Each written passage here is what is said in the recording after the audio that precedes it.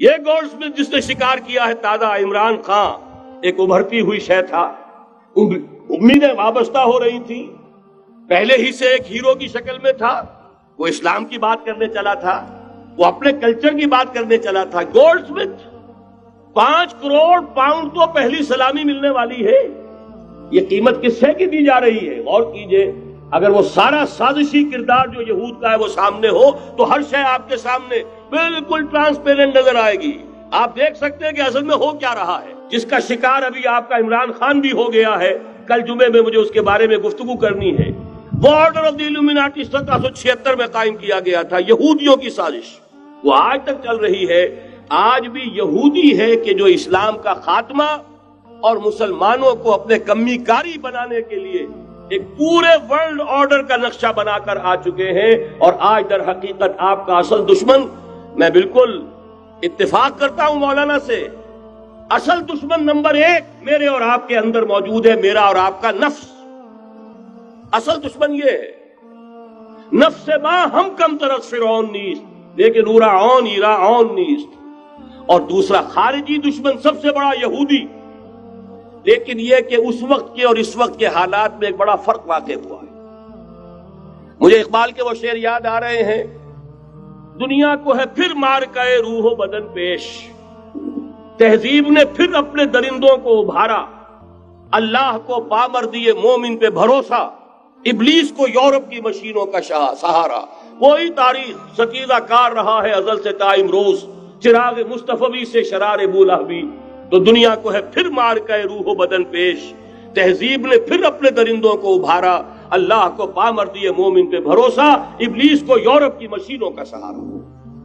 میں جس فرق کی طرف اشارہ کر رہا ہوں ذرا اس پر غور کیجئے۔ جس وقت یہودی حضور صلی اللہ علیہ وسلم اور صحابہ کرام کی مخالفت کر رہے تھے، ان کے اور عیسائیوں کے درمیان دشمنی تھی۔ وقالت اليہود لیست النصارى علی شیء وقالت النصارى لیست اليہود علی شیء، ان میں آپس میں سانپ اور نیولے کا بیر تھا اس وقت، جبکہ نبی اکرم صلی اللہ علیہ وسلم کے ساتھ یہود کی یہ کشاکش جاری تھی۔ یہی وجہ ہے کہ آپ کو معلوم ہے کہ قرآن مجید کہتا ہے کہ بدترین دشمن تمام انسانوں میں اہل ایمان کے وہ یہود ہیں، اور قریب ترین اگر کسی کو پاؤ گے دوستی میں مسلمانوں کے تو وہ نصارہ ہے۔ سورہ مائدہ کی آیت ہے، وَلَتَجِدَنَّ أَشَدَّ النَّاسِ عَدَاوَةً لِلَّذِينَ آمَنُوا الْيَهُودَ وَلَتَجِدَنَّ أَقْرَبَهُمْ لِلَّذِينَ آمَنُوا مَوَدَّةً لِلَّذِينَ آمَنُوا الَّذِينَ قَالُوا إِنَّا نَصَارَى۔ اس وقت صورتحال یہ تھی۔ آج زمین و آسمان کا فرق واقع ہو چکا ہے، آج یہودی عیسائی پر مسلط ہو چکا، یہودیوں نے پورا عالم عیسائیت فتح کر لیا ہے، آج پورا عالم عیسائیت یہودیت کا اعلی کار بن چکا ہے۔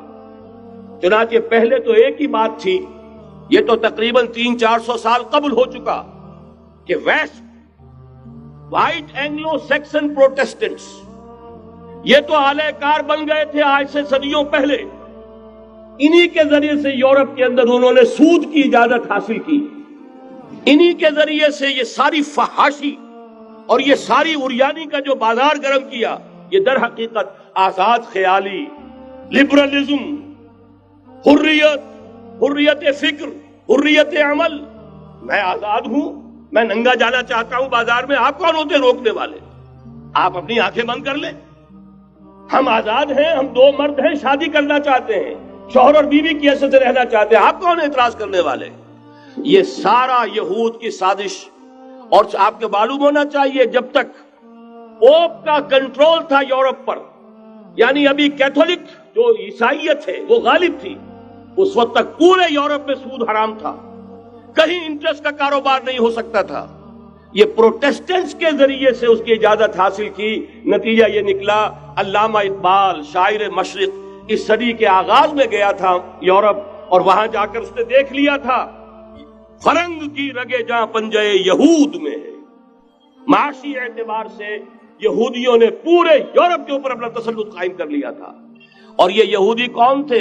روتھ چائلڈز، گولڈ سمتھس، بہرحال مجھے جو دوسری بات کہنی تھی وہ یہ کہ یریدون لیطفئوا نور اللہ بافواہہم، اس وقت بھی یہودی تھا، آج بھی یہودی ہے، لیکن فرق یہ واقع ہوا ہے کہ اس وقت یہودی کے کنٹرول میں عیسائی نہیں تھے، بلکہ 1200 برس تک یہودیوں کے اوپر ظلم و ستم بلکہ ہوتا رہا عیسائیوں کے ہاتھوں، پورے یورپ میں پرسیکیوٹڈ تھے۔